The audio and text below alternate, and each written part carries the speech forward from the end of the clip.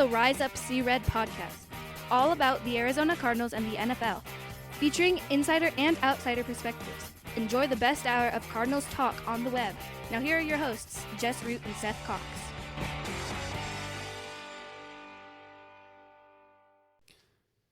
Hello, Arizona Cardinals fans, and welcome to the latest edition of the Rise Up See Red podcast. I'm your host, Jess Root, from CardsWire.com, the USA Today NFL Wire site, with Seth Cox on the line from RevengeOfTheBirds.com, and one of the hosts of the original Draft Breakdown podcast. And this is episode, this is the Get High episode, right? It's episode 420. I didn't even realize that till just now. Episode 420, and we are high on the NFL draft. That was the lamest thing ever. Sorry, everyone. But this is our draft episode as we're recording for the first time since the Cardinals completed their draft class. And there are some other topics that we could talk about, like I would say Simmons and DeAndre Hopkins not getting traded, Budda Baker not getting traded. But we are just going to punt those to our later episode during the week, so this doesn't turn into a 2-hour episode. And what we're going to limit ourselves is draft talk. Specifically, we'll look at our mock draft from last week. Terrible. Our overall takeaways from the draft, and then we'll look at we'll look at their first round pick, their day 2 picks, and then their day 3 picks in the different segments. But Seth, how was the draft experience for you? How did you handle the draft with you and Justin on your show? It was good, man. I mean, we just caught up the day after because this got done late this year with all the trades and kind of everything going on with the Cardinals and stuff. So we jumped on it on Friday morning, and it was a good. Was that your bonus show? Yeah, that was a good bonus episode. Sign up for the Patreon show. Yeah, and it's one of those situations, where you're just able to really talk about everything and kind of work through things, and doing the whole NFL draft is always interesting because obviously we're not experts on every team, but we do talk about a lot of teams and a lot of players. And so what we ended up doing was discussing things, and obviously we make fun of Justin a lot. He's a huge homer of the Ohio State Buckeyes. So of course he loved the Arizona Cardinals draft, picking up Paris Johnson Jr. But more than anything, he was excited about how they went about it. Right. And I think that's like the talk of the draft world, was not just the Cardinals pick of Paris Johnson Jr., but how they went about attaining that pick and kind of going through everything. And it really became interesting to see Monty Ossenfort work everything after what was maybe disaster averted, before it started. Yeah, the whole Tampa, that was we can, now that it's happened, we can crack the door open a little bit to some of the things we heard. No details, but first off, before we do that, we have to talk about our mock drafts, which were absolutely wrecked after the first pick, because Houston actually did the thing. They actually did the thing that made the most sense, and they drafted C.J. Stroud number 2, even though it felt like that wasn't going to happen. The betting odds, Vegas got it wrong. The odds sports books, they got it wrong. Bryce Young, we got the Bryce Young pick. That was a given. After that, I had one correct pick to team, and that was number 4, Anthony Richardson to the Colts. Seth did nail the Bijan Robinson pick to the Falcons, and he also nailed Nolan Smith to the Eagles, only Seth had it happening with pick 10, and the Eagles did it with pick number 30. And then we had a couple other picks that were in the right spot, but to different teams. He had, on the mock draft from last week, Seth had the Bears taking Jalen Carter. Number 9, the Eagles traded up from number 10 to number 9 to take Jalen Carter. And so we picked that pick. I had Peter Skoronski, I had the Cardinals trading back with the Titans. And and the Cardinals drafting Peter Skoronski at number 11. The Titans at number N, they didn't trade, got Peter Skoronski. So we each nailed a player to a team. Oh, and Seth and I both had John Michael Schmitz going to the Giants. Only we had them go taking him in the first round.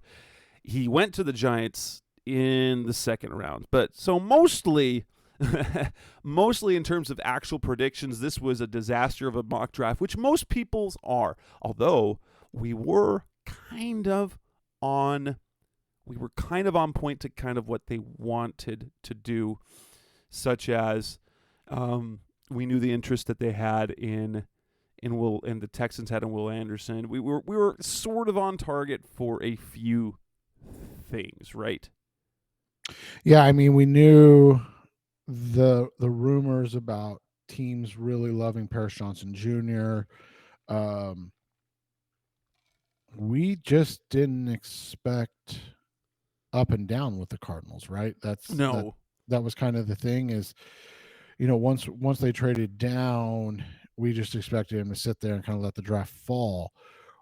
But I mean, we talked about it on the podcast. I had the Steelers moving up to the Lions pick to draft Paris Johnson Jr. So I had, Paris Johnson Jr. going at the right pick. Oh, that was another one you picked. Yeah, you hit the spot wrong as well. team, and that's the thing is, and it's no excuse, but I really didn't think the Cardinals would do that. And quite frankly, and I'm interested in your opinion on this, because obviously hindsight's 2020. Do you think in the end that Detroit would have rather, I mean, obviously we don't know what Pittsburgh would have offered, but it would have taken Pittsburgh's pick after seeing what they drafted, right? Like the whole Detroit Lions taking Jahmyr Gibbs at 12 thing, like that was crazy, baffling, dude. That was a ginormous surprise of all the picks that were made. So my surprises of the first round, there really were only two. One was, I think, literally the entire NFL and all the NFL fans, because Jahmyr Gibbs going 12th to the Lions. And then the other one, and although honestly, I almost mocked him to the Lions, and that was Jack Campbell. Yeah, I thought about that, but I'm like, that it just like I knew that with the athletic testing, because he was one of the winners of the combines according to what we went over. He's a throwback. He's athletic, and it just felt like too much of a connection to put him with Dan Campbell in Detroit. I almost did it. Let me ask you this: if you would have known they would have taken Jahmyr Gibbs at 12, there's no way you would have still thought, "Oh, Jack Campbell then is the guy," right? You would have been like. Actually, you probably would have been like, I have no idea what they're going to do. Right. Well, it's funny because, the two positions where we're like, don't spend a first-round pick. They did both. Running back and off-ball linebacker.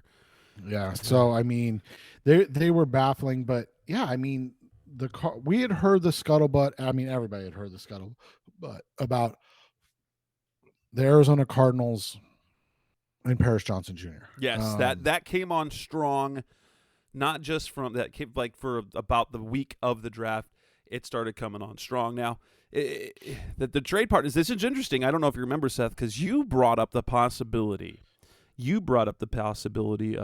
the Texans trading up on the show on like the week before that.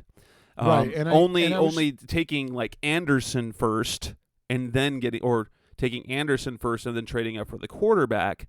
But this time they went with the quarterback and then traded up for Anderson, which is incredibly interesting. Because we heard through our connections of group chat and connections that people have at little minor sources and things like that the Titans were involved in trade talks, okay, which makes sense. That was everyone was expecting the Cardinals to trade back to 11. Everyone. And then we heard late that the Eagles were Right. making a But you know what? run. You know what that was, I think? I think that was the tampering thing. I think that's that talk that actually was happening. It must have been the tampering thing. Well, I mean, the fact that they still went up one spot to get Jalen Carter tells me that they wanted Jalen Carter. Yeah.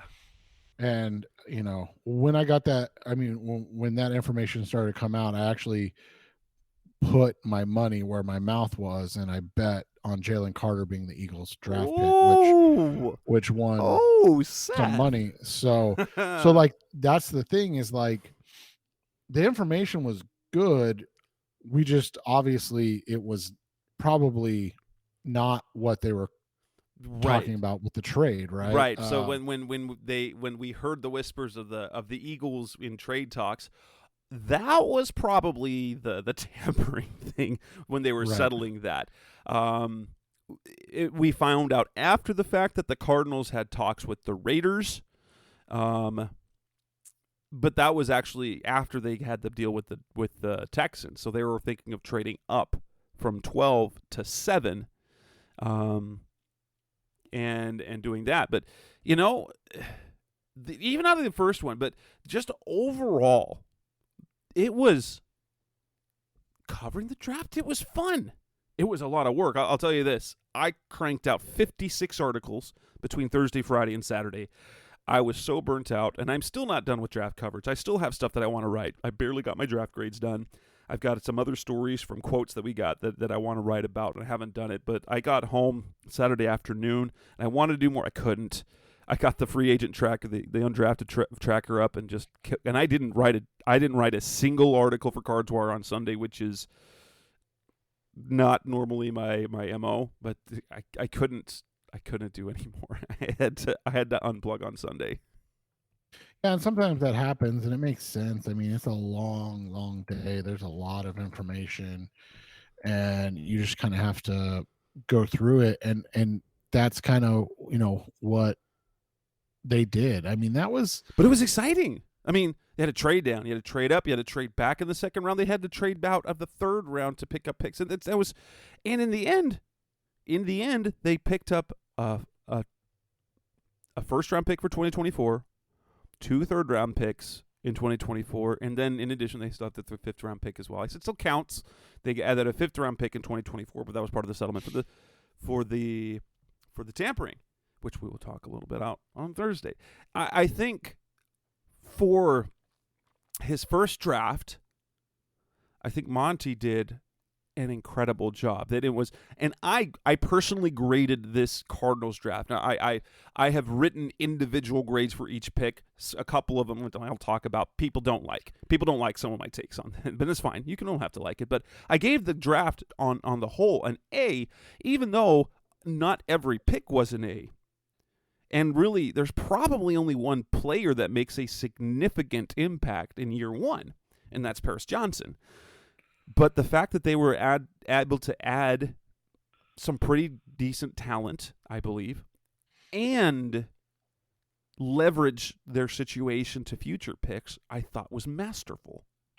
Well, and a guy that's been around us for ages in terms of reading our stuff, and he goes by Gungus on Twitter and all of that stuff. He tweeted it out on,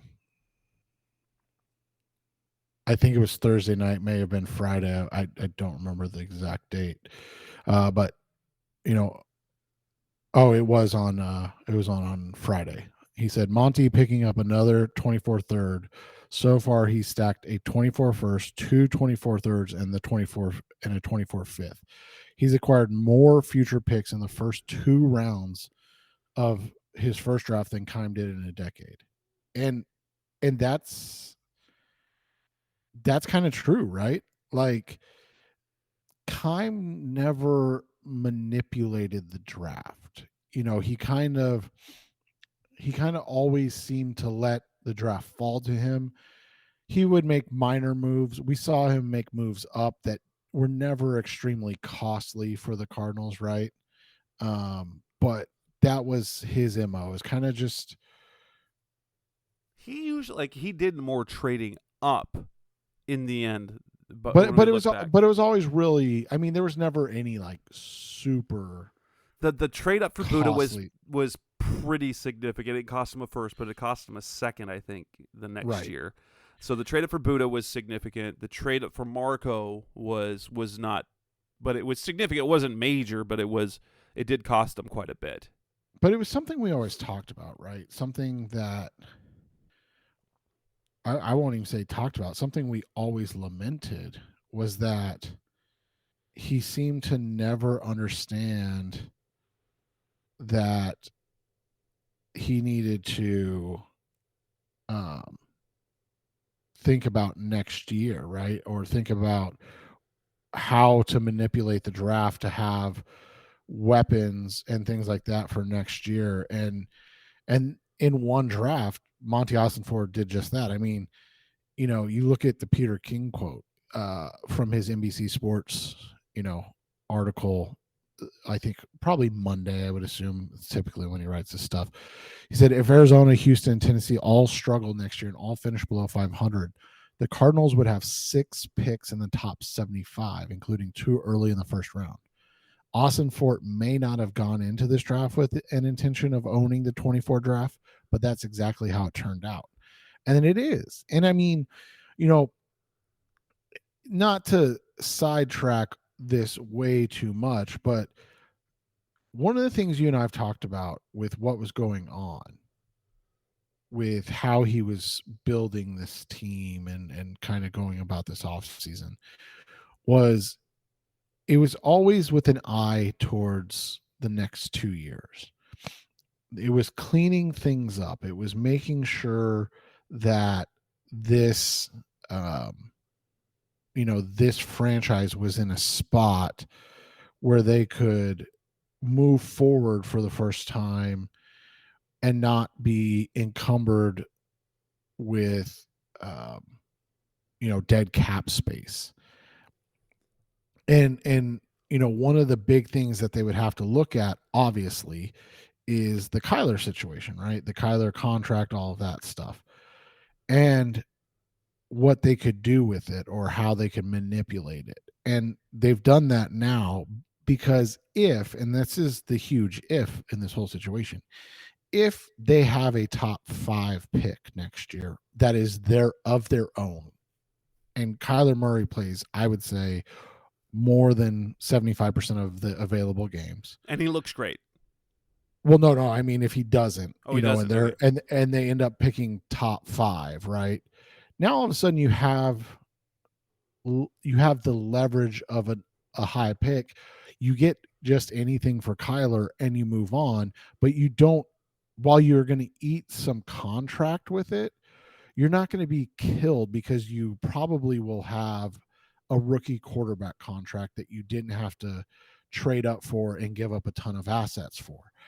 If you're good and you're outside of the top 5, even outside of the top 10, say, with your pick from, your own pick, the Cardinals pick, all of a sudden you just have 2 big assets, and whatever you need to go do, you can do without being encumbered or without worry of the future because, well, the franchise quarterback you have under a contract looks good. He's playing well.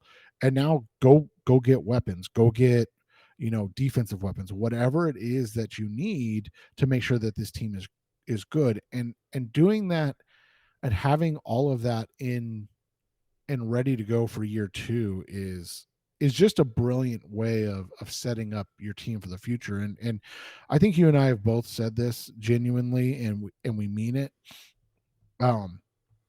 We have no idea whether this works out or not. We're not going to say this, Monty Ossenfort and Jonathan Gannon are the guys to turn this franchise around.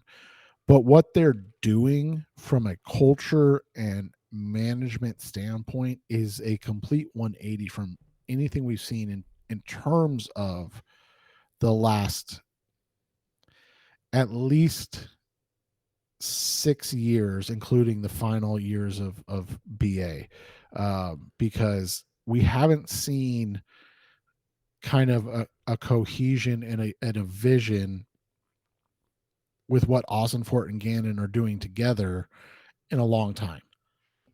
Yeah, it's very cool to see them trying to balance adding talent and trying to do it the right way. They're not trying to cut corners, because the Cardinals believed before with Keim that they were right there, that they had a good enough team to do it, just circumstances, and so they just needed something extra and the circumstances to go right, as opposed to, okay, let's kind of redo this base. And we're going to talk about with these picks, because there was a clear theme.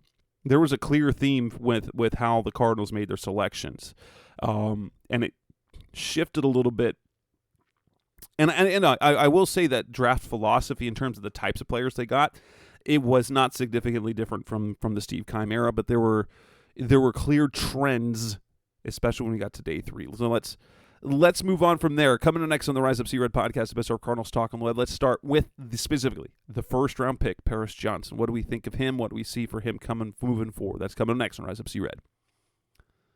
We're back on the Rise Up Sea Red podcast, the best of Cardinals talk on the web. The Cardinals used their first round pick to select Paris Johnson, tackle, Ohio State, with the 6th pick overall, a guy that, if they didn't, we always knew they were going to trade the 3rd pick. That was going to be disastrous if they didn't, but they would have taken him 3rd overall. Moving back to number 12, they knew they weren't going to get Paris. And, I got a text from someone who said, I like the pick, but they probably could have gotten him later. We learned after the fact that the Raiders had him basically on the top. He was in the top tier he was the top of their top tier players that were going to be available at number 7. Had the Cardinals not moved up to number 6 or not made a deal to go get the 7th pick, they wouldn't have been able to get Paris Johnson. And there's so many layers to this. And I will say this, and Monty Ossenfort just doesn't want to give any information up. It's become very clear that the Cardinals, that Ossenfort and Gannon, that this organization is now going out of their way to support Kyler Murray. Going from everything you hear publicly about Murray, that's everything we should have heard about Murray for the last 2 seasons, instead of rumblings of whatever, some of the scathing criticisms that have come out from reports from the organization that made no sense at all. It never had made any sense at all of why you would do that with your starting quarterback. Glowing, just Jonathan Gannon has nothing to say but positive things about Kyler. We hear that, Paris Johnson is a guy that Kyler wants, and Paris Johnson is a guy that they get. This comes after basically all of the coaches and the GMs the GM that has contact, that kind of any connection with Kyler, they were out, and they went out and supported him as he had his Heisman statue unveiled in Norman, Oklahoma, the weekend before the draft. And so everything is sort of showing Kyler, we believe in you and we trust you.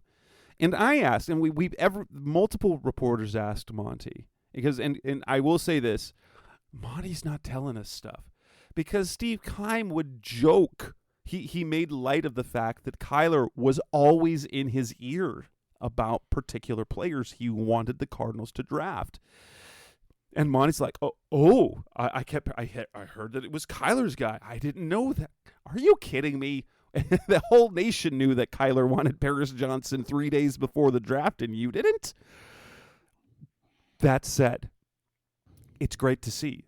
Monty Ossenfort, coming from the Patriots, believes in building from the trenches. They're building from the trenches. Their first pick is a versatile offensive lineman. Can play. It should be a pretty dang good left tackle. Can play other places on the line. He's the guy that Kyler wants. I like this pick on so many levels. Yeah, and it's one of those things that I saw a lot of the complaints, being that the Cardinals used a pick on a left tackle, and that's the one thing they don't need, right? They've got a left tackle. Well, I think there's a couple things. The first being, and we're not talking out of school here. This is a well-known thing. DJ Humphries is still sidelined. So the plan is obviously that DJ is the left tackle next year, but things could change. Wouldn't we roast them completely if he wasn't healthy and you came into the year with, and I know people like Josh Jones and you and I like Josh Jones, but wouldn't we roast them? Be like, oh, I can't believe you. Well, especially considering the offensive lineman you had available there, because you could have gone Johnson, you could have gone Skoronski, you could have gone Darnell Wright, you could have gone Broderick Jones. There were so many options there. Right. And so you look at it, so the things you look at for me is obviously, we talked about the fact that you've got a guy in Paris Johnson who's played I think 1,000 snaps at right guard. I could be wrong, but right around 1,000. A full season of right guard and a full season of left tackle. And he's excellent at both. I mean, excellent at both. The other thing is this, and this is, again, where I just get agitated because people act like because it didn't work for a player or a couple players for the Cardinals that it's impossible to work. You look at the names on the All-Pro list this year, the first team All-Pro list, and you got Lane Johnson, the right tackle, who, he played right tackle in college. He also played left tackle for a season in college, and it's worked out okay for Philadelphia, right? You have obviously Joel Bitonio, multi-first team All-Pro. He played left tackle in college. You have Zach Martin. He played left tackle in college. And Zach Martin's a guard. These guys that act like, oh, you have to draft a right guard to play right guard. No, it's fine. The Packers have been doing it for years. There was a time where literally the Packers would only draft left tackles. Yeah, and that's what you have to look at. I mean, these guys come and go, and and that's the thing. You and I both still think, I don't want to say assume, but think that Johnson's ultimate spot is going to be left tackle. But there's literally no reason that he couldn't play any of the 4 non-center positions in his first year. He's played on the left side. He's played on the right side. He's played tackle. He's played guard. He's literally done all of it. Right. He hasn't technically played right tackle or left guard, but if we want to look at kind of the two important elements, has he played tackle at a high level? Yes. Has he played on the right side at a high level? He did at guard. So that he can at least the movements, which is the hard transition, is the movements. And, offensive linemen will crassly say, imagine how is it trying to move from one side of the offensive line to the other? Well, try wiping your ass with your other hand. You'll get the job done, but it's messy. It's different. So if you can play the right side of the line with the right technique, which he did at guard, and you can play tackle technique correctly, it's not crazy to say that that the transition to right tackle wouldn't be any problem. And likewise, to just shift from left tackle to left guard, where he knows how to play the left side and he knows guard techniques, it should be fine. If we look at Josh Jones, okay, we'll talk about Josh Jones because he only played left tackle at Houston. And I would say outside of center that if for someone who's only played left tackle, that the most difficult position to play would be right guard. Because, one, you're not only doing the guard technique, but you're doing it from the other side. At least if you're moving to right tackle, or the times that he's played at right tackle, he's been pretty solid.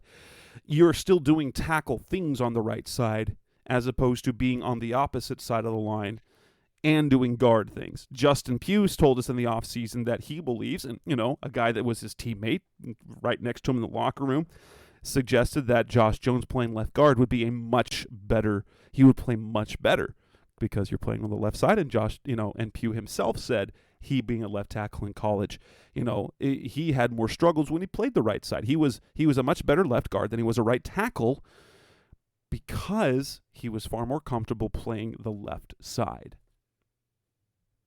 Yeah, and so that's what you have to look at if they do go with Jones this year, right? The question is for you.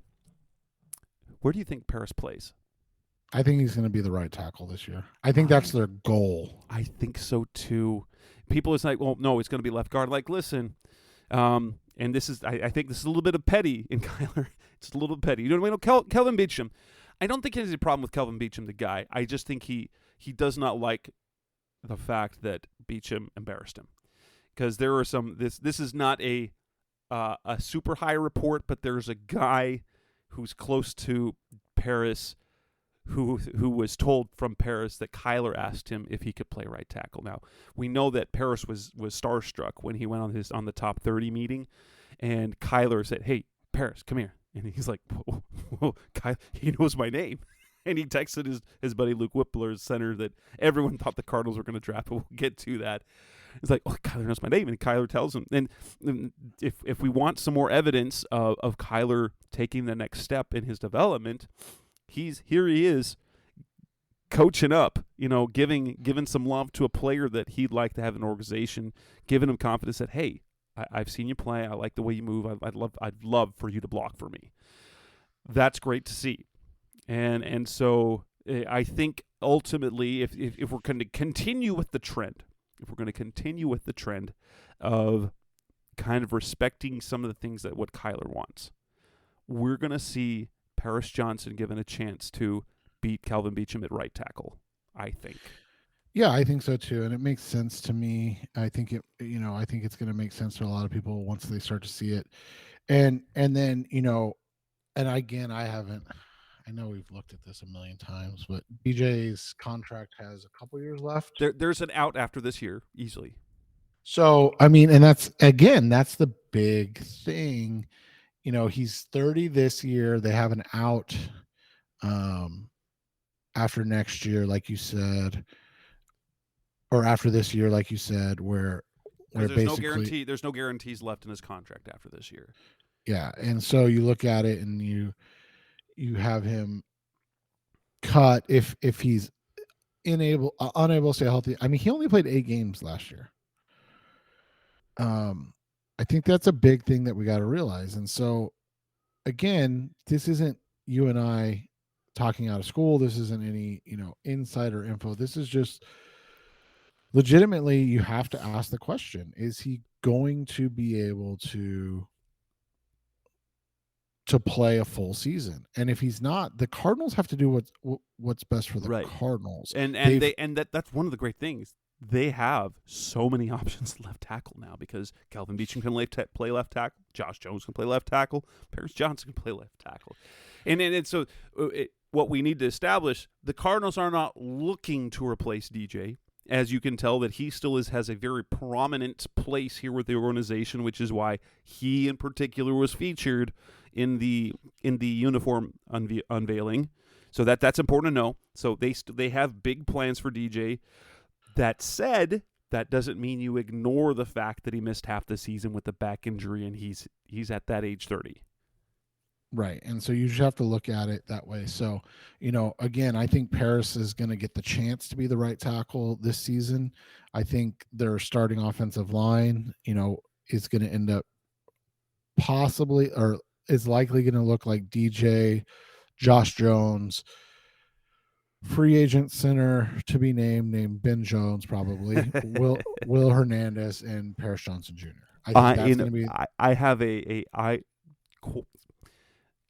keep an eye out on Dennis Daly for starting at guard instead of Jones. I would count on him being a particularly prominent possibility at left guard, especially when we heard Gannon say after his signing how Daly is better as a guard. So that's a name to watch. I don't have the information. We haven't seen anything yet in terms of reps and practice in the offseason, but left guard, keep an eye out on Dennis Daly. He's a former Titan. He started most of the year last year at left tackle, was abysmal, but is a better guard than tackle. And so I think you have to look at that, and I think you have to. I mean, we have to talk about just how impressive what Monty Ossenfort did to maneuver to get that pick. Because I think the biggest thing that people are missing in the Paris Johnson situation as a whole is that they moved down. They got that Texans first round pick. Remember, the Texans own the Cleveland Browns first round pick next year as well, right? Yes. And so they got the Texans, which is likely, I'm not going to say is going to be, but is likely to be a better pick than the Browns. And then they got 33. And all of us were kind of like, was it enough? Like, I don't know. But the quote from Ossenfort to Peter King, said he did admit he made the first deal with Houston with the idea of trading back up. Like, he had in his mind, if we need to go get Paris Johnson Jr., because that's who they wanted. I mean, at the end of the day, Kyler's involvement, non-Kyler involvement, from what I've heard, is he was their number one ranked player in the draft.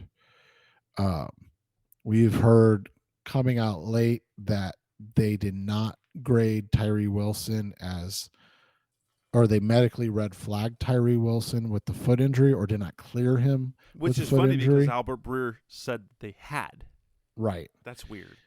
And so, it's going to be interesting to see how this all plays out. But the fact that when he moved back up from 12 to 6, and he gave up 12 and 34, and I know there was in 168, and he still got the 81st pick back, I was like, yo, that was impressive, because it also set up the other trade that they made on day 2. Right. And so that's the thing, is like, and I know we'll get to that when we get to the second round, but like, think about it. Like, they got 12 and 33 next year's 1 and next year's what was it, 3 or something like that? I don't remember already. Well, the next year's 3 came from the second deal. No, they did get a third next year from the Texans. That's right. They got 2. Yeah. They have 2/3. Yeah. So, but they got a deal. It was basically the Texans paid the quarterback tax for Will Anderson.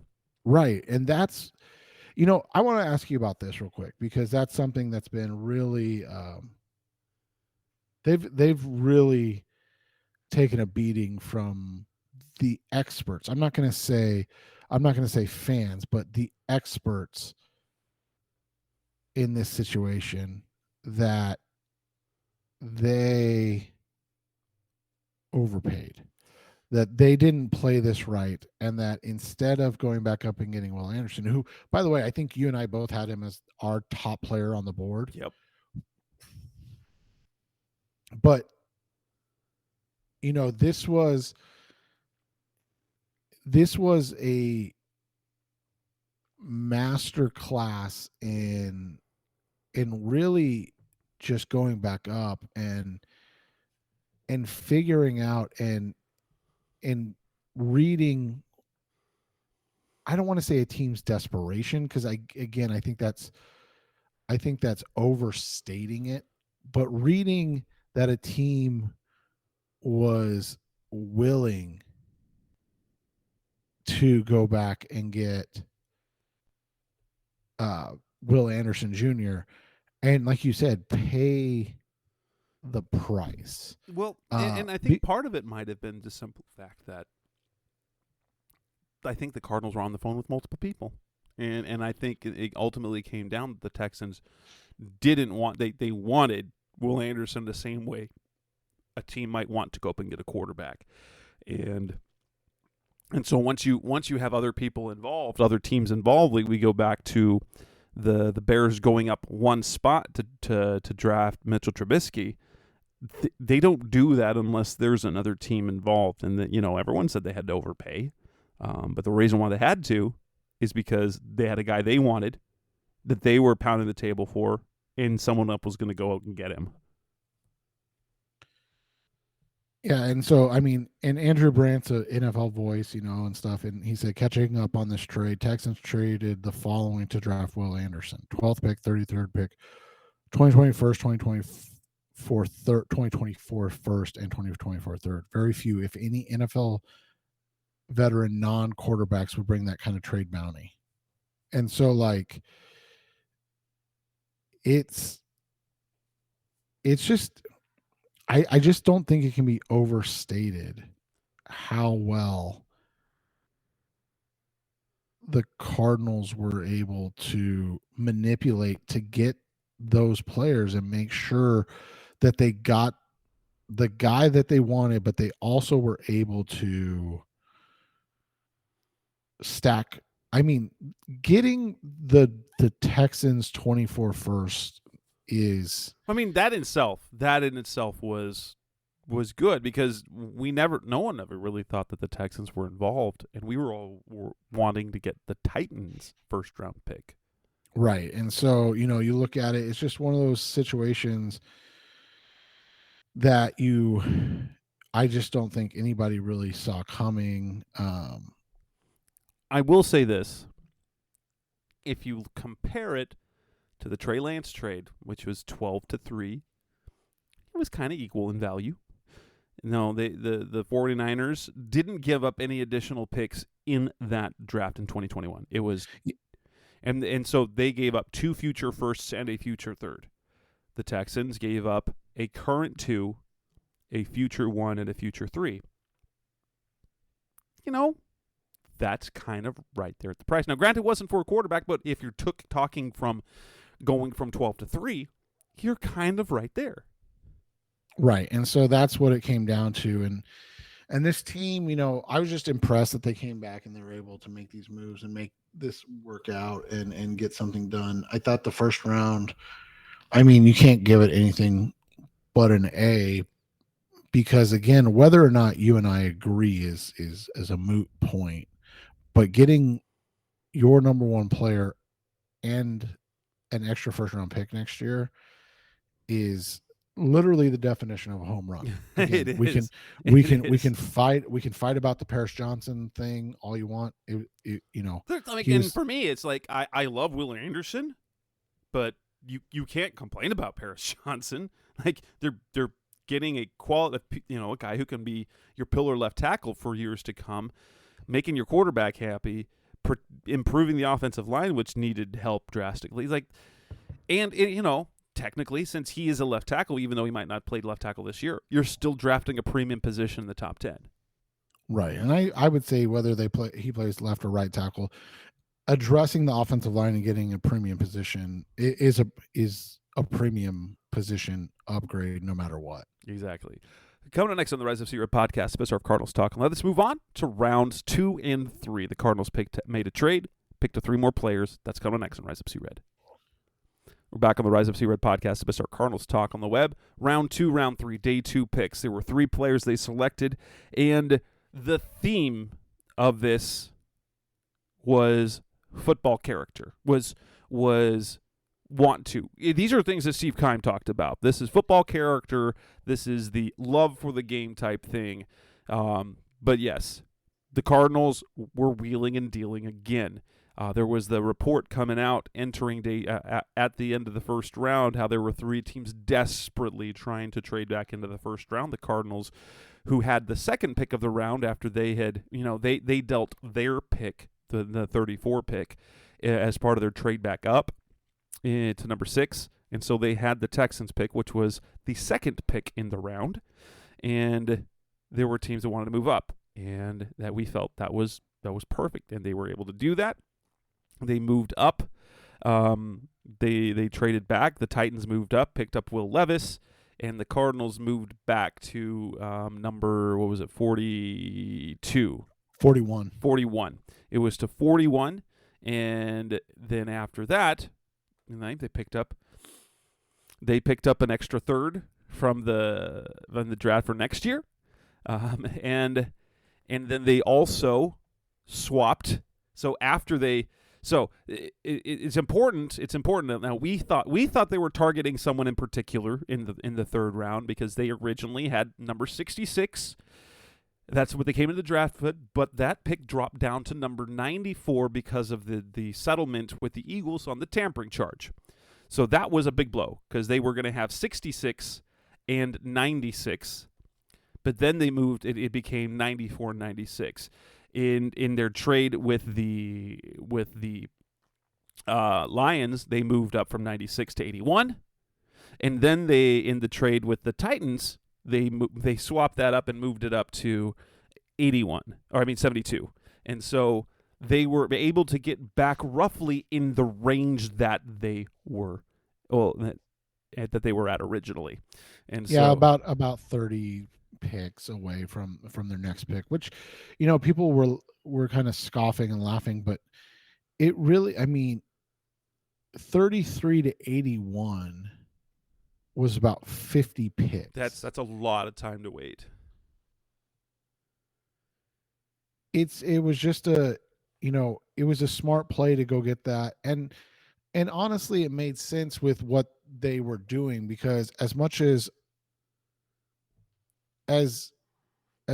fans wanted them to desperately draft a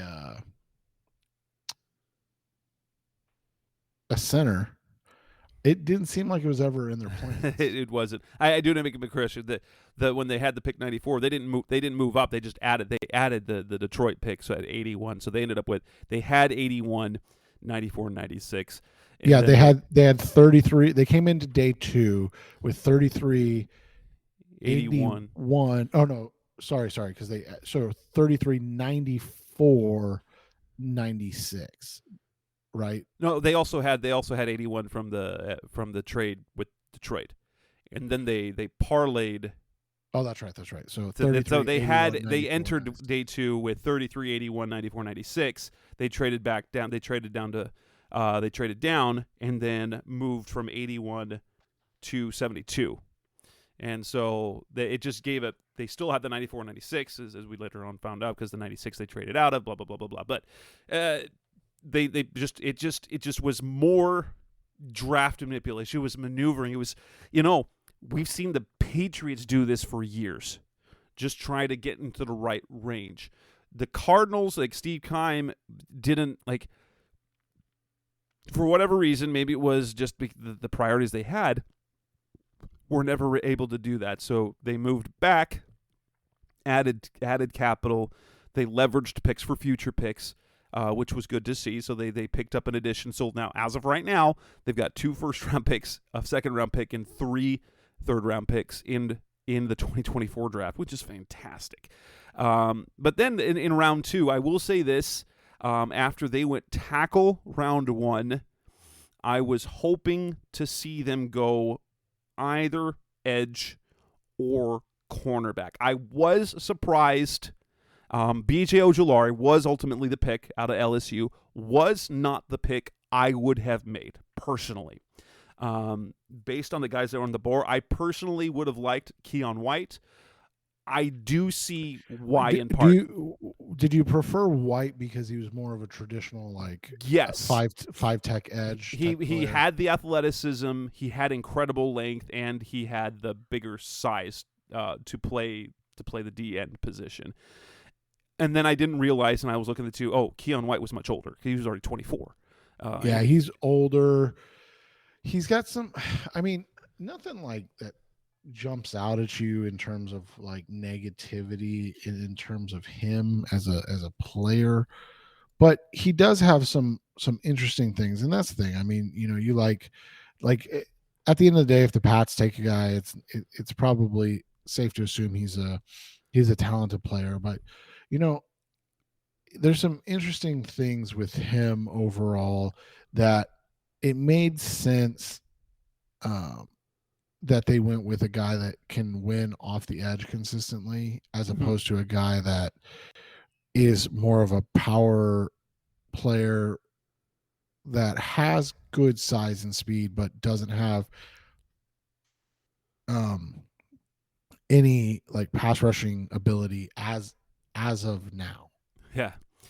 Ojulari is interesting because he fits like football character, like LSU, and this is not something I was personally aware of or had not studied a ton. Number 18 is a significant number in LSU's history. When a player is awarded number 18, it's kind of like the number 42 for the Sun Devils in a way. But so the player who gets selected to wear number 18, that's a significant type thing in terms of football character, production, and everything. And Ojulari was the guy to wear number 18 for the Tigers last year. Very athletic, a little undersized, good. But like some people were kind of comparing him to Hassan Reddick. He is a much longer player than Hassan, and not nearly as explosive.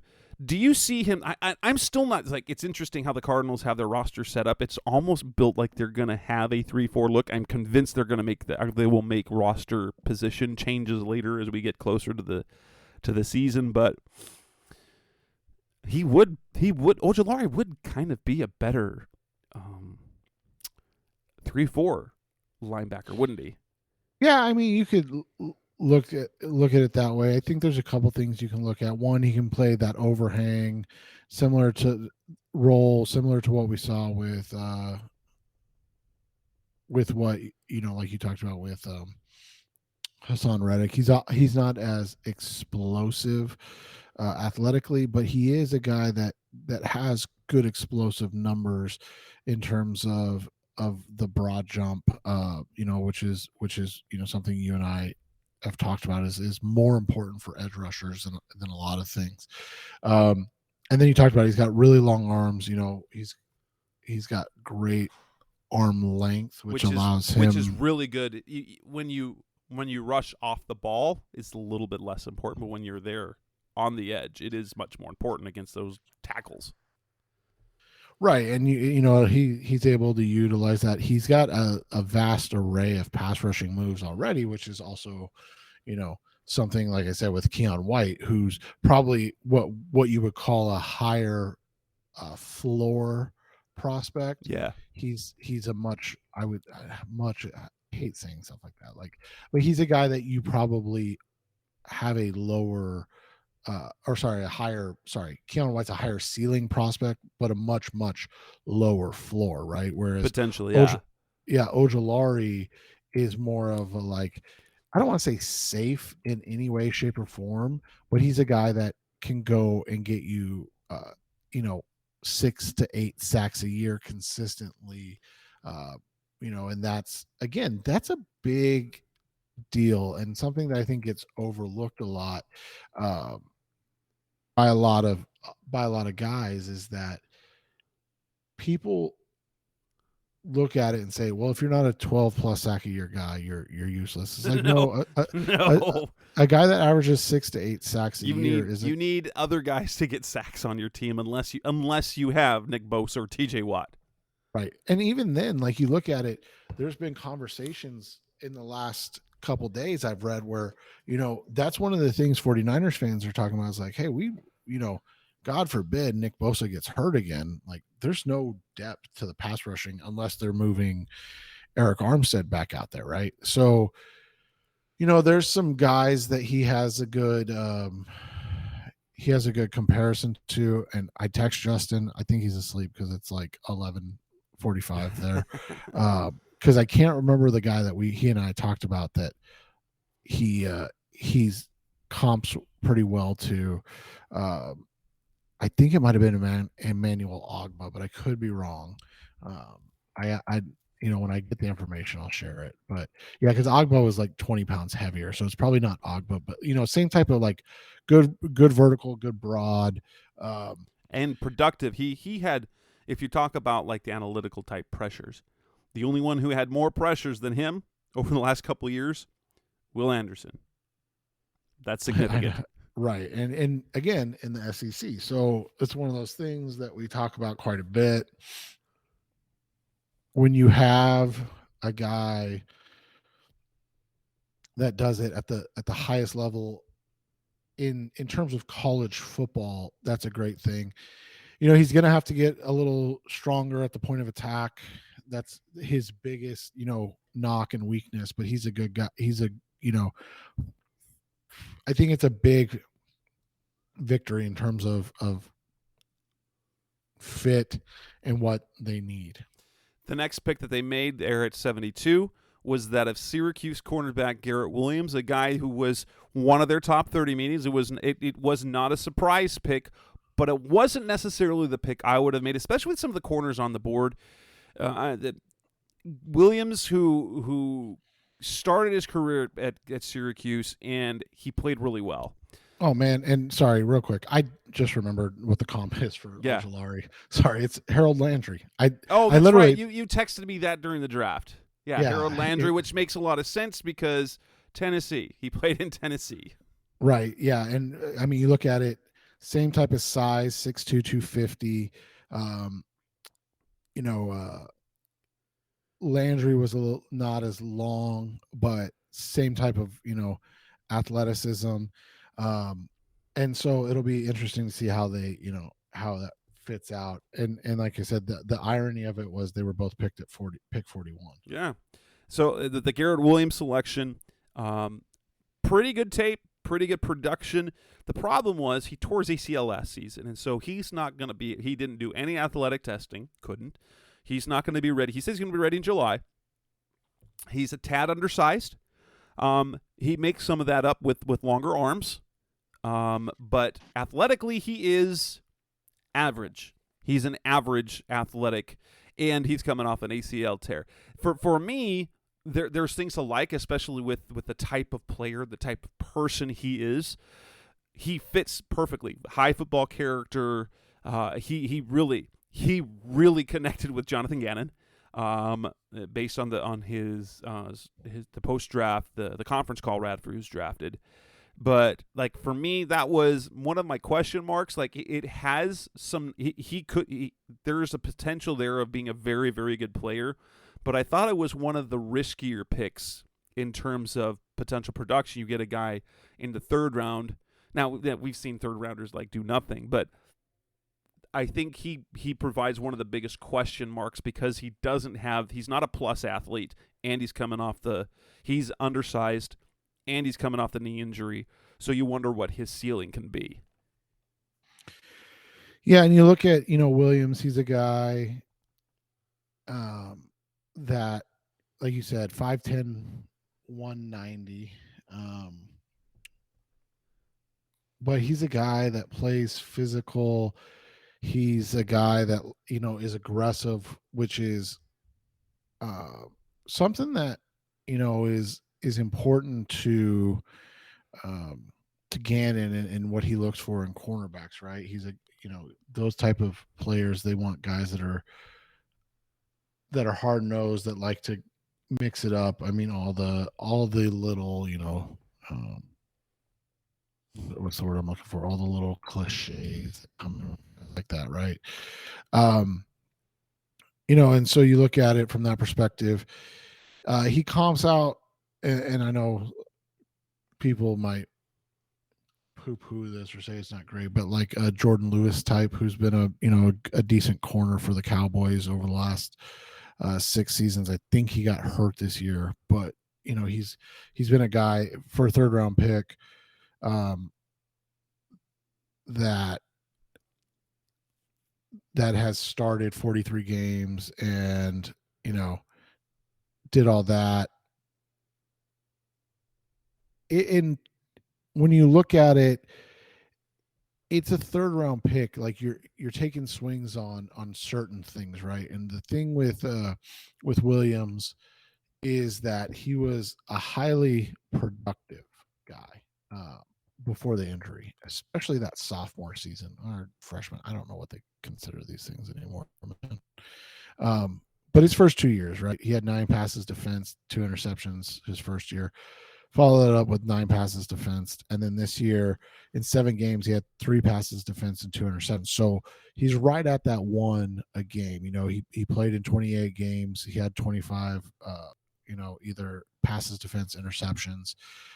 So he's right near that 1, which is what you're looking for in a corner, is a guy that has that on-ball productivity, is able to work that way. You know, you look at it in high school coming out, and I know high school testing numbers aren't anything that you can like really lean into in terms of making sure that they're um,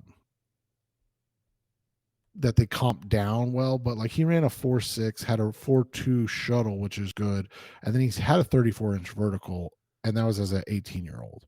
So like again, that's the 4.6 is obviously people are gonna, but the 4.2 and the 34-inch vert as an 18-year-old, now a 21-year-old would be you know, that's a good place. And so if you give him, you know, a little room, you say he's a high 4.4 guy, which I think he probably would, and you know, probably a low 4 shuttle time, and probably improve that vertical just a couple inches, you know, 36, 37. That does that make makes him slightly more. That's slightly plus, but the numbers that we have make him pretty average. Right. But we don't have any testing numbers, right? That's true. He had no testing numbers at all. Right. And so, you know, you look at it. So I'm looking, like I said, the physical comp, which is again all we have right now. Jordan Lewis, and Lewis got picked in the third round, 5'10", 188. So again, almost the same size. He ran a 4.54 40, 34.5-inch vertical, which is basically what Williams already had. So you know, it's one of those things where I think, you know, I like the player because I like the way he plays the game. I'm with you in a couple things. Like I'm wary. I don't know what the term is, but I'm wary of guys coming off an ACL that soon. You know, like you said, I think you were one of the guys that asked it or had it.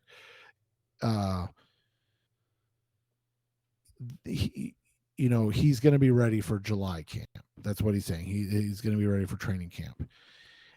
It's just, and again, we have to get, especially third rounders, we have to get past the idea of that they have to be immediate contributors.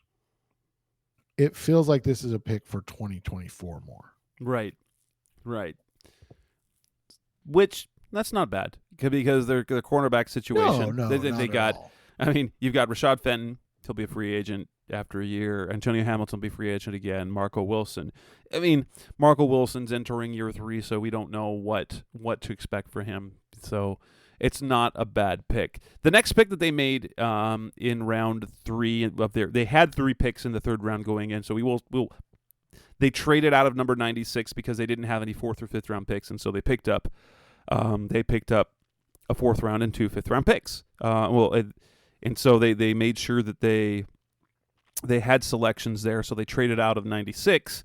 But before they did that, at number 94, they took Stanford receiver Michael Wilson. Wilson, for me, I find fascinating. I find his athletic profile fascinating because he has plus athleticism in some metrics and really bad in others. Like his 40 time, 4.58, is in the 22nd percentile, but his 10-yard split is insane. His 10-yard split is 1.5, which puts him in 87th percentile. So he is extremely quick, like initially. And that shows, I mean, you look at it, it shows up. His 20-yard shuttle is also below average for receivers. We didn't see a 3-cone, so it probably would have been, well, I'm guessing that the 3-cone probably would have been average at best, but he's got explosive jumps, good height, super strong. So, and he can block. At 6'2", you add some height to that receiver room. He has good hand size, but he does have, for being a 6'2" guy, he has short arms for that height. That said, he's injury prone, sort of. He's never had soft tissue injuries, which is one thing. That's Rondale Moore always had that. He's had bone injuries, broken collarbone, broken foot, broken hand. Which, again, for a big physical guy is odd, but also not odd, because one of the best things about him one of the biggest pluses about him is he's an uber physical blocking receiver. And we've talked about this, man.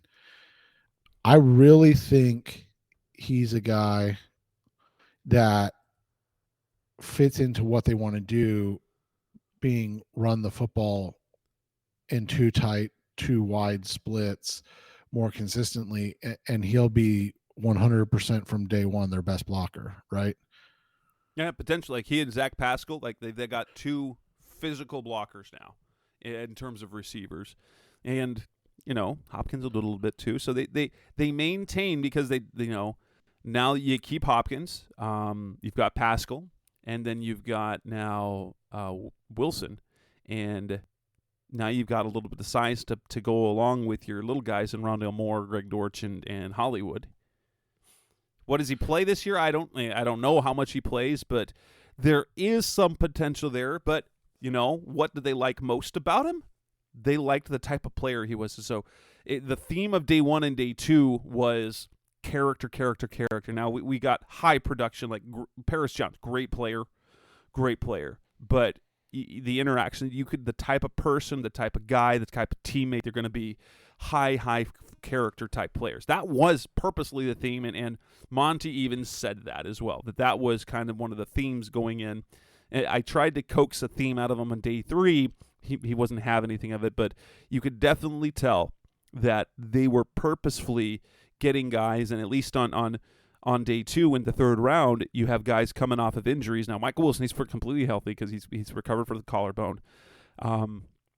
They were willing to, in these cases, take look past the injury and expect recovery for high character guys to add to the locker room. The Cardinals, they drafted several captains. We saw Steve Keim do the same thing. That's good for the locker room. And guys as well who already graduated with their degree. So that also adds to the intelligence side of things. Yeah, and I think one of the things to mention real quick is that, like, Wilson's comp, which is, I would still say fairly high end, I want to get your opinion on this, is Mohamed Sanu. It's not bad. Sanu was super productive for a while. Right. I mean, averaged, in a span from 2013 until 2019, he averaged right around, sorry, I'm doing the math in my head, 600 yards a season, 650 yards a season. And a guy that's based on mock draftable, that's his top physical comp is Pierre Garçon, which is not a bad, like, he had a good stretch for a while. Right. And so, I mean, the thing is, and obviously this is why range of outcomes is so important. And Sanu is like, a middle of the road best, I think would be, like you said, a good comp. Yeah. Is Michael Thomas. And so, obviously want to go that high. All right, coming up next on the Rise Up C-Red podcast, Mr. Cardinals talking. Let's talk about the guys that he took on day 3, 5 of them. That's coming next on Rise Up C-Red. We're back on the Rise Up C-Red podcast, Mr. Cardinals talk on the web. We're on day 3. The Cardinals ended up with 5 selections. When they traded out of the 3rd round, they picked up a 4th-round pick, 2 5th-round picks, and then they had 2 6th-rounders already. Round 4, this guy that we, if you like some analytics, this is the guy you should be the most excited about. UCLA guard John Gaines, and I will say this: day 3, Monty wouldn't admit it. We asked him about it. The theme of day 3 picks was plus athletes. Every single one of the guys that they drafted on day 3 was a plus athlete for their. I highly disagree. I think the theme of day 3 was that Monty Austin-Fort subscribes to this podcast and the original Draft Breakdown podcast, and talked and picked up guys that Seth too. So, first up, obviously, is John Gaines, a guy we talked about, right, on the podcast. Athletic. One of the freakiest athletes ever at the guard position, and I'm not saying that lightly. Literally, one of the best athletes ever at the guard position. I mean, it's incredible, and his high end comp, again, super high end. Probably never going to get there because it's just so high end, as Joel Bitonio. Yeah. right? So obviously, that was something. But let's go a little lower down. Let's go a little less all pro-y, if you will, because again, one of the worst things about comps is when you start handing out all pros to people. But what if you end up with a guy like Ali Marpet, right? A guy that ended up playing really well. He made one Pro Bowl, so I mean, it's still But a he had a high great end comp, 7-year run. and he retired. Yep. So Yep. I mean, he was just like 100 games in the NFL, made a good amount of money. All right, deuces, I'm out of here. Like, won a Super Bowl. Well, I'm 30. I'm 30, and I've got all my health. Like, I right. made it. But we've got to mention, and I wrote an article about it. This is something that I think we need to get out there, and this comes from Josh Norris. Didn't he used to be, though he's on some fantasy thing, but where did he used to be Draft Network? No, he was Roto Underworld. Okay. Guru forever. So he found this. He found this number trying to track some sort of cheat code. Like, if you're going to moneyball it, there's one particular number in the combine that predicts success. He found it for offensive linemen, and that's the 4.47 short shuttle. Since 2010, 4.74, isn't it? Or is it 4.47? It's 4.47. It's 4.47, okay. Which is again insane. Yes. So since 2010, there's only 28 players, offensive linemen, who did that at the combine. 24 of them drafted. Now 25 out of 29. And so that's before this year. So and Gaines was the only one that met this. So it's 25 out of 29 players who have hit that benchmark on the short shuttle have been drafted. Now, before this year was 24 to 28, and of those 24 players, they accounted for 84% of their games were starts, which is, it's not the best metric, but it's a really good metric in terms of the type of quality player they are that they start games. And that 84% is a significant thing. And if you add to that, a 25th player out of the 28 includes Jake Brendel of the 49ers, who is now developed into their starting center. He bounced around for a little bit, became the starting center 2 years ago, or last year, and just signed an extension. He will be the starting center for the 49ers moving forward. So now you've got, John Gaines is the one, and it's insane some of the numbers that it goes across. First round pick, second round pick, third round, all the way through round 7, they turn into starters. It does not everything is like perfectly, but it is as close as you can find as a cheat code. And he can play anywhere on the line. He legitimately has lined up at every offensive line position, and he played hundreds of snaps at center. I know people are a little irritated about it, but it is true. It's it's a situation that's true. It's accurate. Like, you cannot love it. And real quick, just so people know that this isn't a made up or like anything like that type of thing. In the 4th round, or I shouldn't say that, in the 3rd round and on, these are the guys that have hit that number and then started games that you have. You've got Joe Noteboom, who's started a lot of games. You've got Ezra Cleveland, who started a lot of games. You've got Joe Haig, who started a lot of games. Obviously, Jason Kelsey. You've got David Quisenberry. You've got Matt Paredes, who I believe was a center for a long time. He was. And he started, he literally started for 6 seasons. You've got Chase Roulier, who's a center, I believe, and then Charles Leno, easy enough to say, right? Charles Leno, who was a 7th rounder. So, like, this isn't just like, oh, if crazy. If you draft a guy in the top, 20, and this works out. No, this goes across the draft. Right. And so, like I said, like his highest end comp is Joel Bitonio, who's on this list, and then his like mid-range comp, what you hope he gets to is Ali Marpet, who's on this list, right? But like even if you get a Charles Leno level player in the fourth Right. round, I mean, and again, Leno's made a Pro Bowl. Now they played Leno at left tackle, so again, that's a little different. But even if you get a Charles Leno level player, that's a win. Like that's a good pick. Obviously, like I said, if you end up with a Matt Paredes or a Roulette, I think both of those guys would be ideal. And Paredes was a center, so and he was Peyton Manning's last center, I believe, was on the Super Bowl team that year. So again, you're talking about guys that have had good careers, and this guy is just a. I love this pick in the fourth round. Like this is kind of the opposite of what the Cardinals had been doing along the offensive line, in terms of guys, right? Like, and we like a lot of the guys that they've taken, had hope for them, but you look at it like, um, shoot, I mean, you can go back a long time, right? But let's just go with like the day three guys, and so you start with Dorian Johnson, right? Oh, Dorian Johnson, unathletic. Super unathletic, 6'5", 305. So the same size-ish. I know Gaines is only 6'3" and 7/8, but 6'4", fourth round pick. Didn't even get out of camp.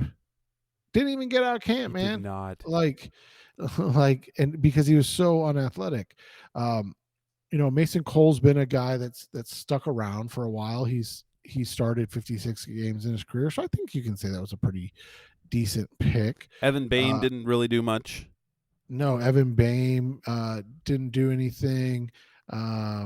Keep looking. Lamont Gaillard. Yeah, Lamont Gilliard hasn't done much. Now the Cole Toner stuck around for a little while. Yeah, Toner's. He's managed to stick around for quite some time.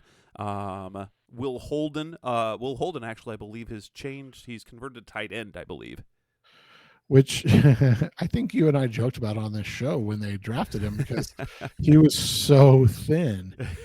But it's just a departure. I mean, we talked about it, off the air, but Michael Manette, the center from Penn State, where you're like, wait, is this a 35-year-old social studies teacher? Yes, like what are we getting out of here?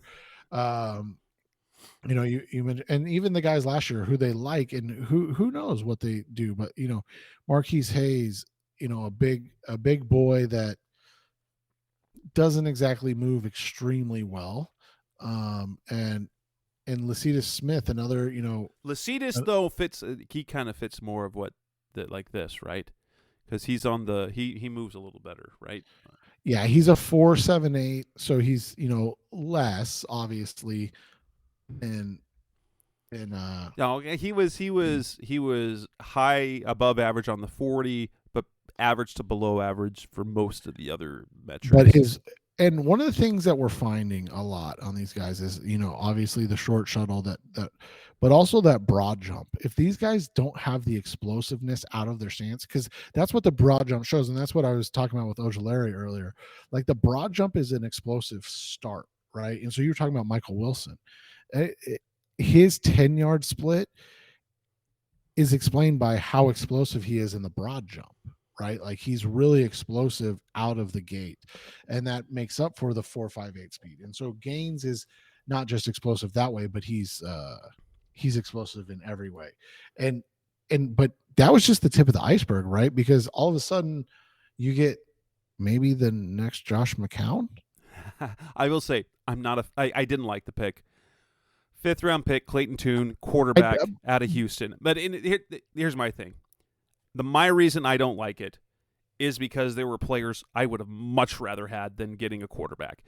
And if the quarterbacks, he's a plus athlete, he was highly productive, he's prototypical size, so he's athletic and the right size. He can make the throws. He's got that edge to him like you like quarterbacks to have. He's a leader. But when you had guys on the board like Izzy Abouakandi out of Pitt, Yeah. or the safety that we loved out of Cal, Daniel Scott, I would have rather the Cardinals gone that route than a quarterback that I don't like. I get what people were saying about the backup quarterback position. You can get cost controlled. I just think so many holes on the roster. That's a future. That's kind of a future thing to worry about, especially when you have, like, if he had to play this year, you're not going to get more production than you're going to get out of Josh. You're not going to have Colt McCoy or David Blau or Jeff Driscoll or whoever ends up playing. That's more of a thing for down the line, and I know that's a good thing to have. I just wish they'd gone a different direction.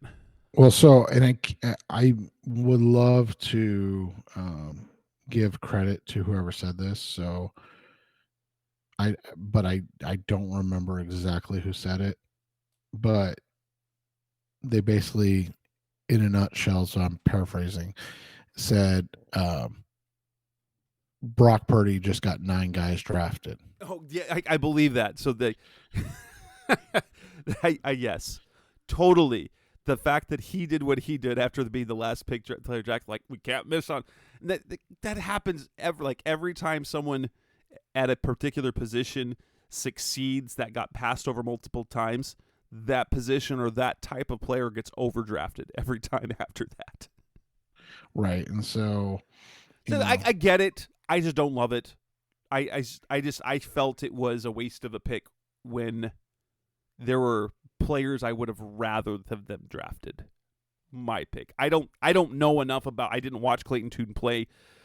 Talking to him on the conference call, he's an intriguing dude. I like the fact that he's a plus athlete. But we'll see. I mean, that's the one. And I told you, because when you asked, Tune was one of the guys I would take in the third round, day 3, because that's how much I think of him as a potential backup. He is. He's a guy that is competitive. He has really good athleticism, and he's able to move around in the pocket. Like I said,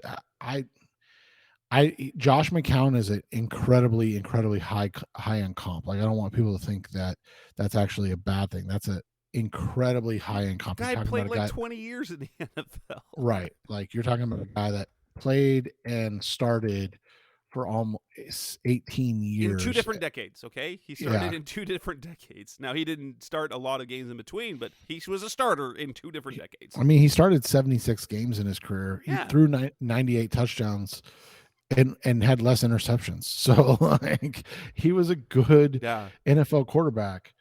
So, yeah, I mean, it's just one of those situations, again, it's a super high-end comp, but, like, I think that's his type of ceiling you could get to. Their next 5th round pick, love him.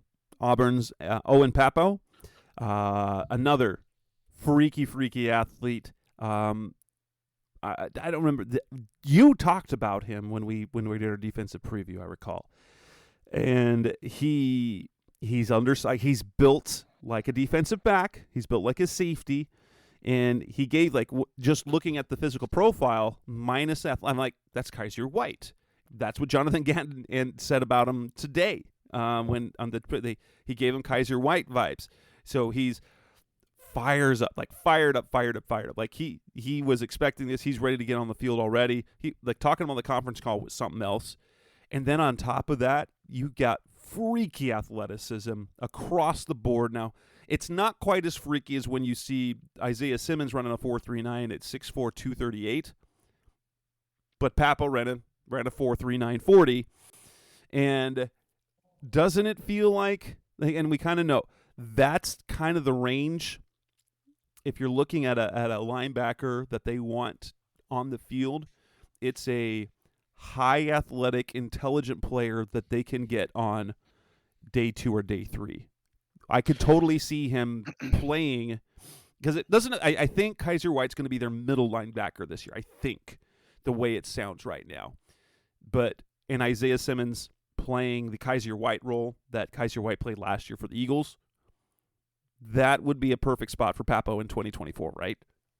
Yeah, and again, it's a guy that they're they're banking on traits and a guy that can, you know, with his, like you said, freaky athleticism, be able to give them a little bit more. Gosh, I'm trying to remember the guy's name. I'm looking up old Titans rosters right now because there's a guy. There it is. That's who it reminds me of. There was a guy that the Titans drafted in the 5th round that's started a ton of games in the NFL. I think that was when before Monty was there, but he was there. They had some crossover, and he wasn't as athletic as Papoa. So, the comp's not perfect, but Jayon Brown, he was another Yeah, undersized guy that started a lot of games, went in the 5th round.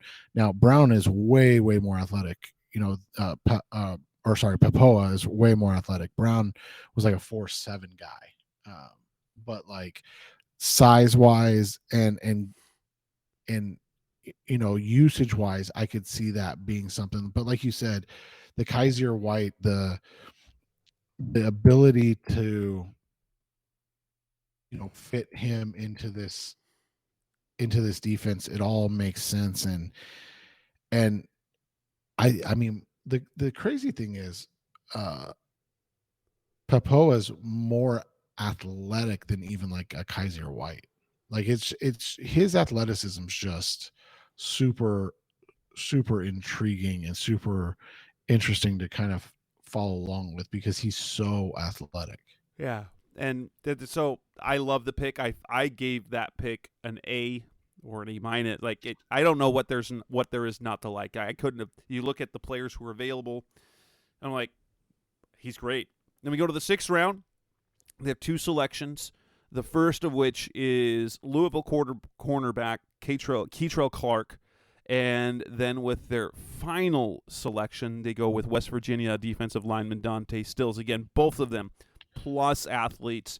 Keitrell Clark is a guy that I really liked because of the upside. He's got that dog mentality that they talk about. He's fired up. He was a top 30 visit. His name was known as the Cardinals had interest. So when he was drafted, it was no surprise at all. And oh, really wasn't, was it? We're like, oh, they're Keitrell. He's probably going to go. Yep, it was Keitrell Clark. That was one of the picks. Like it was the opposite of every single pick before that when Luke Whippler was on the board. Like they're going to pick Luke. They're going to pick, and then never.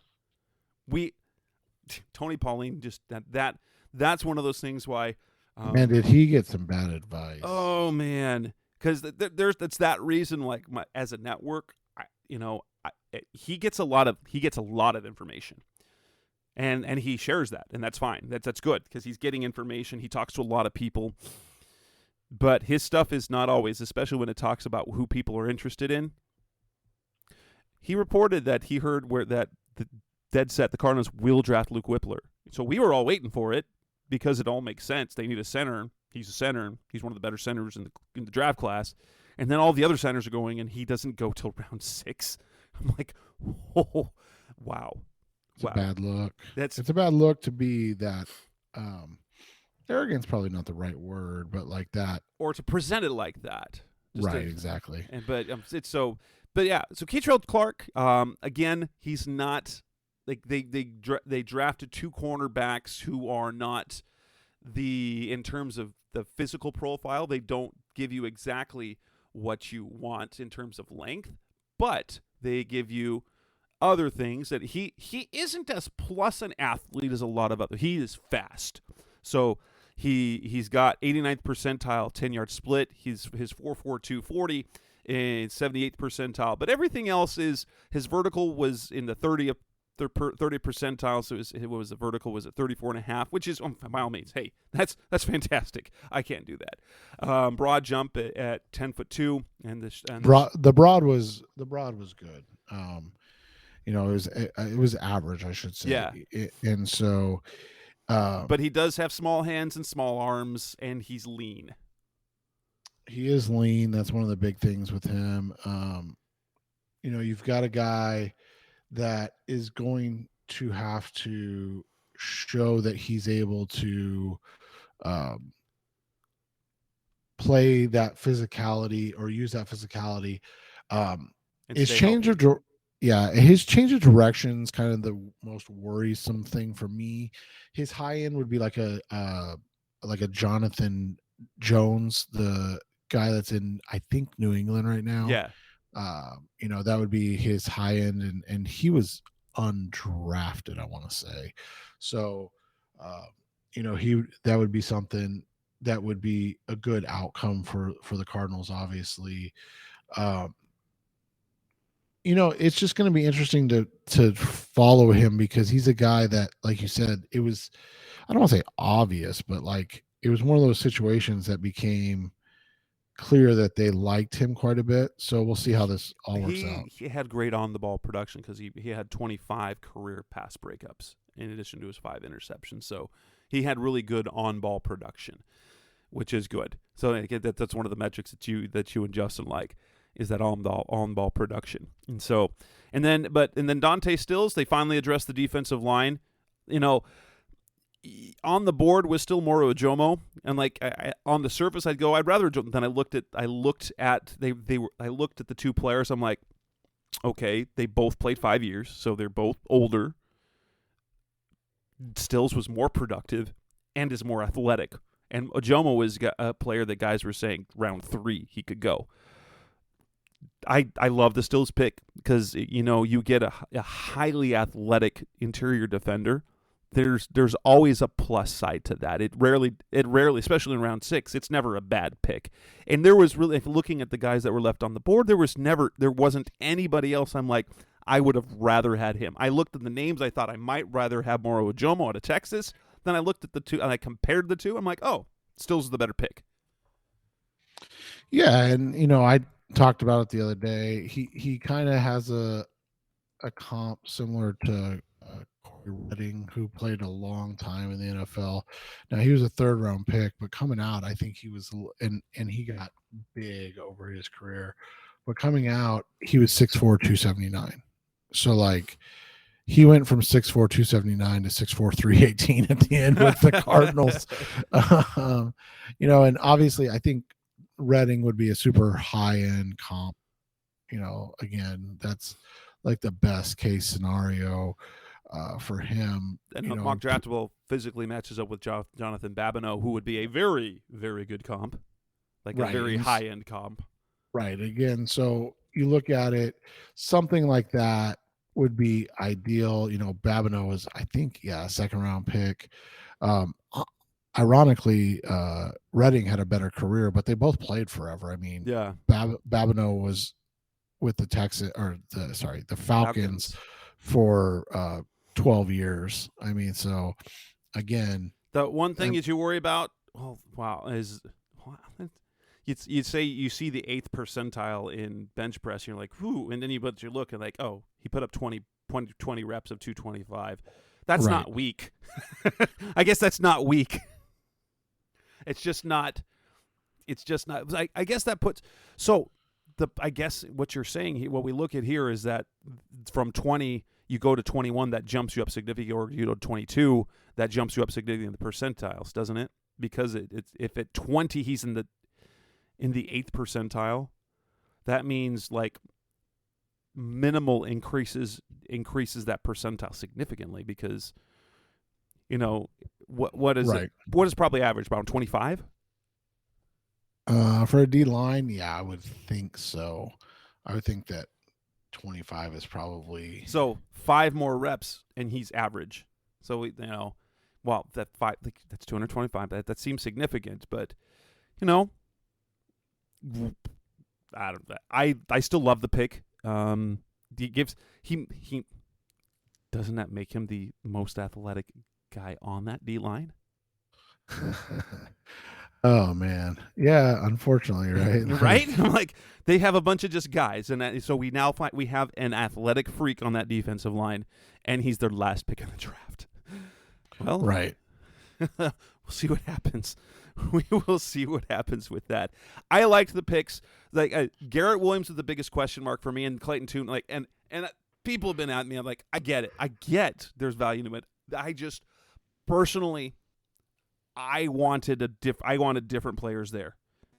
For me, that was my least favorite pick was the quarterback pick, and sure he might be, but I wanted to go like they didn't address the running back position, which I feel that they needed to do, and there was a really good running back that I liked from Pitt that was right there on the board. They didn't need it, but I thought Daniel Scott was a great pick at that point in the draft. Yeah, and I mean, but you look at it, the overall theme, like you said, on day 3, plus athletes. Yeah, athletes, but not just athletes, right? So I think, I mean, that's definitely they still were very, very high character guys. Well, and high character too. But one of the things that you saw was productive college players. So, like, again, one of the things that we go back to, and you don't want to beat the dead horse too much. Like Chard Lawrence, guy that you and I both like middling production and injuries through most of his career, right? And again, 4th round pick, so you're taking a chance on a guy when he's healthy. He's been fine. He's probably their best defensive lineman when healthy. Lecky Fotu, again, middling production, freak athlete in college. Yeah, more athlete. But like you look at the guys like Dante Stills, Keitrell Clark, Clayton Tune. These are high. I mean, Dante Stills had 7 sacks last year, 4.5 this year. He had 15, 24 and a half sacks in his career, 53 tackles for loss. He had no fewer than 9 tackles for loss in each of the last 4 seasons. Right. And you look at it, and again, I'm not trying to pick on like Lecky or Rashard Lawrence, but like Rashard Lawrence best season, he had 10 tackles loss. That's like the average for Dante Stills, right? Lecky Fotu never had over 7 tackles for loss.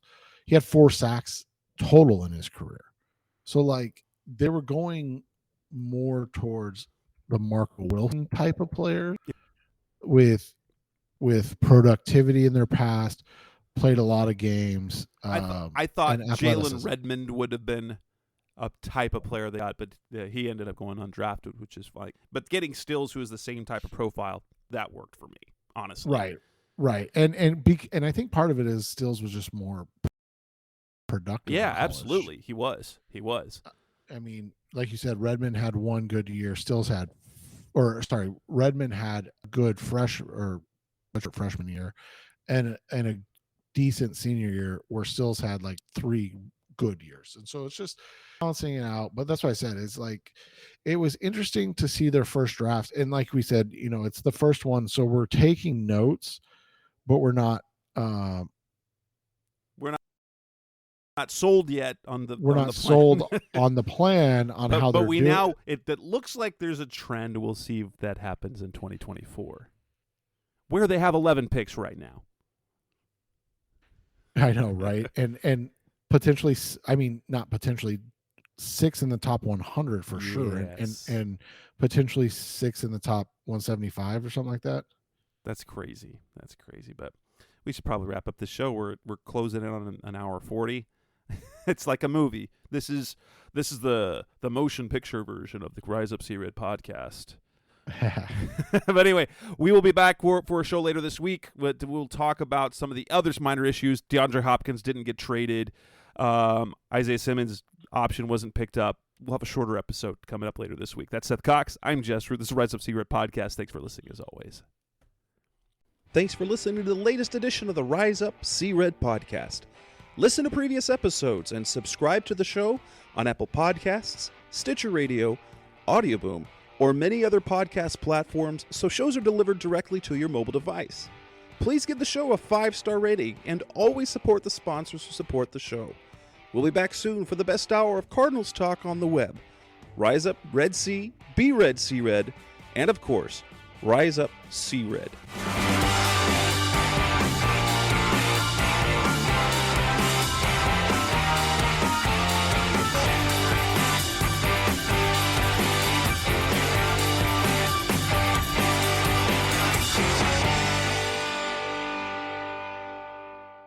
Run!